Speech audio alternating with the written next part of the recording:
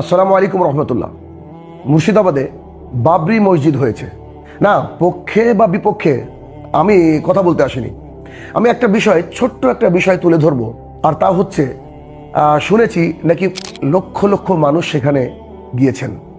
যদি আমরা বুঝি যে সেখানে 2 লাখ, 3 লাখ, 5 লাখ, 7 লাখ মানুষ গিয়েছেন, কাউকে কি দেখেছেন কোনো মন্দিরের সামনে গিয়ে আল্লাহু আকবার স্লোগান দিতে, কিংবা কোনো মূর্তিকে ভেঙে ফেলতে, কিংবা কোনো সনাতন ধর্মাবলম্বী মানুষের সাথে খারাপ আচরণ করতে?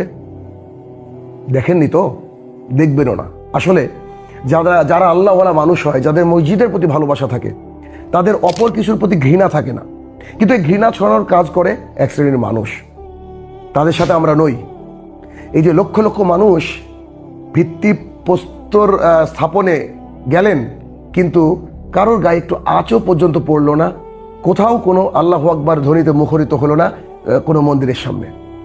এদেরকে বলা হয় মুসলমান। আই থিঙ্ক বুঝতে পেরেছেন।